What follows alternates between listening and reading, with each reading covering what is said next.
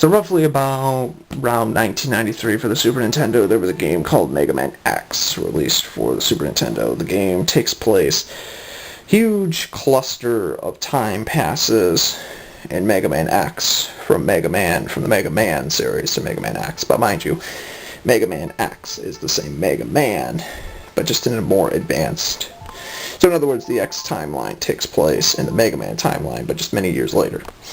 So Mega Man was created by Dr. Wily and Thomas Light, and many years later, the robots were, well actually, I don't think, as far as Mega Man goes, I don't think Wily created them, or helped in, but you know, all the robot masters that Wily and Dr. Light used to create were for like household appliances and making everyday life easier, but seeing how Dr. Wily didn't get all the credit he was left out of for whatever reason, you know, kind of makes you feel like, you know, Wily wasn't really as evil as you might think he is.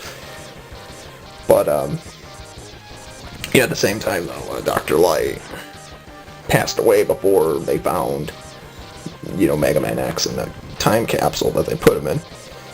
And essentially there's an archaeologist by the name of Dr. Chan found him. And at this time, Dr. Kane, was the same Kane that made...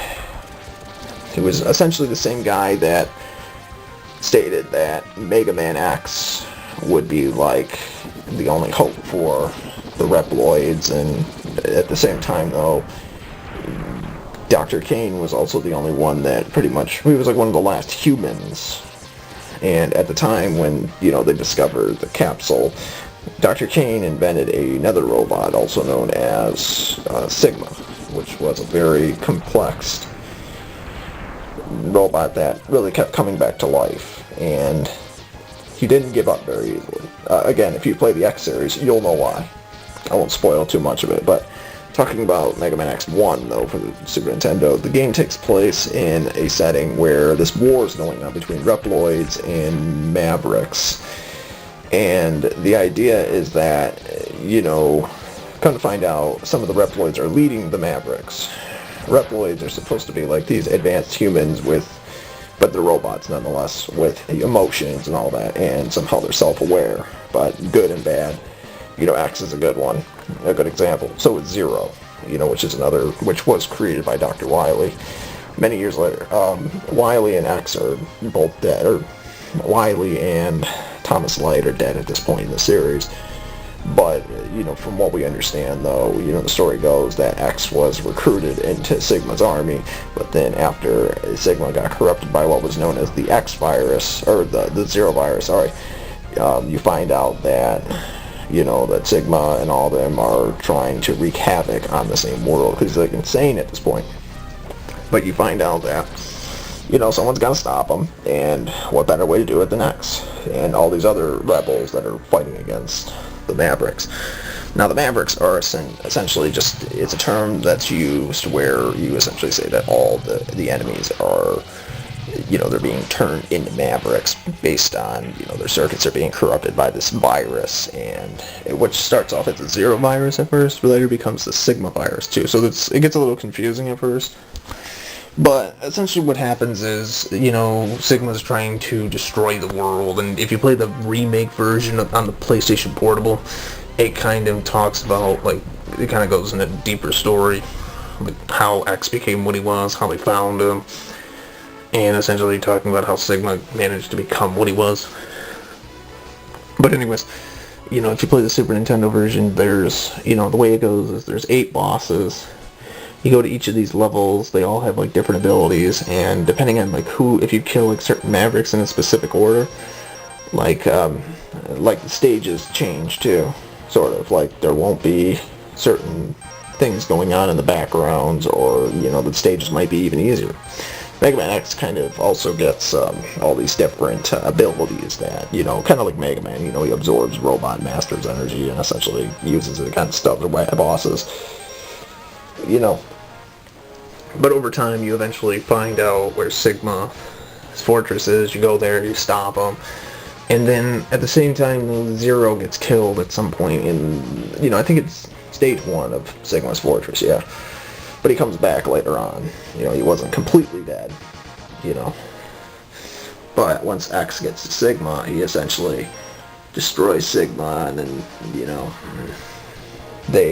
X just kind of like wonders why he did what he did, but he knows that he's not giving up.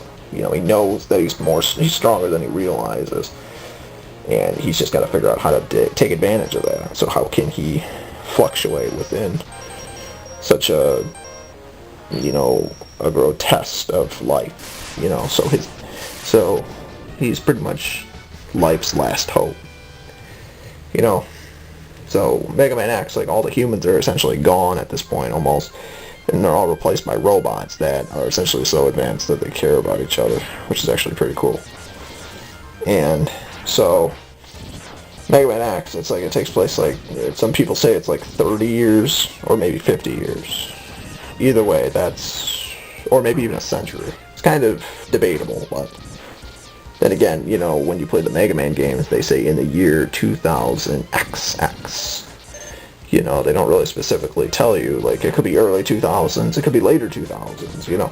But then, like, when you play, you know, Mega Man X, you know, it goes in the year, the 22nd century, so like 2021, in the year 2100XX. You know, they don't tell you specifically. Like, it could be anywhere between, like, it could be like 198 years later, somewhere like that, or something like that. You know, it could take place in the year 2000, you know, and then maybe in the year 2199, you know, possibly. It's within 200 years apart, but, you know, nobody knows specifically, like, when we jump from Mega Man to Mega Man X, you know, when in the timeline does it specifically start. Either way, Thomas Light's dead, and so is Dr. Wily, but he left holograms, pre-recorded messages ahead of time that he would find, and he would be able to, you know, figure that out, which is cool. And Sigma isn't really that bad if you know how to fight him. But at the same time, though, you know, he is a very good villain for somebody who was once good, but corrupted by some stupid virus that eventually backfired, and then the virus turned him evil, and he became essentially this ability where he keep coming back as a virus. So, like, you know, he started off as a good guy, became evil, dies, and then he comes back by corrupting other robots. And they eventually figured out, like, eventually, once you get up to Mega Man X8, you know, eventually Sigma's program becomes outdated, essentially, to the point where he can't corrupt anybody else, and then they cut him off from existence, and he's dead. So, he ain't coming back anytime soon. Unless, of course, they reinvent him somehow. But, you know, I mean, if Capcom does decide to make another Mega Man X game, you know, that isn't already, like, a remake or a remaster, you know, like Mega Man X9, he ain't gonna be there, that's for sure. You never know, but, hey, you never know, though. So, but yeah, the weapons are really cool. You get all these sub-tanks, you get these turbo hearts, these hidden abilities, charged up attacks, bosses have weaknesses, some of them you actually use, like, specific weapons against them too, not just, you know, but you can also, like, prevent them from using specific attacks. Like, I mean, it's really cool. Like, the music is awesome, the open world is awesome, sort of like when you go to the levels, like, even, like, the atmosphere is really cool and all that.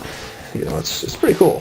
You know, it's really, like, you know, like, certain bosses are in, like, certain areas, and, you know, it's X's job, because he's a maverick hunter, to go and find these guys, and then essentially kill them, shut them down. So, and it's really cool, because, like, while he goes to the area, like, while he's trying to find these individuals, you know, the mavericks in this case, where could they be? You know, they're there, but at the same time, though, you know, it's just really cool, like, all the damage that, you know, all these super cool boss fights that, you know, like, all the stuff, all the atmosphere, all the places you gotta go searching before you eventually find them, and it's really cool, like, how the X series takes place, you know, much like F-Zero, like, where it takes place in the future, like, all the robots have the ability to, like, cellular, like they teleport. The way they teleport is really cool.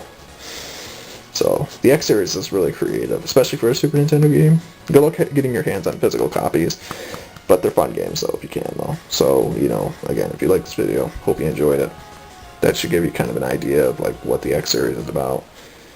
there's a lot of hidden secrets in that game too, without, again, not trying to spoil the entire game, even though there's a good percentage of it in there. But it should just give you a good idea like what the game's about.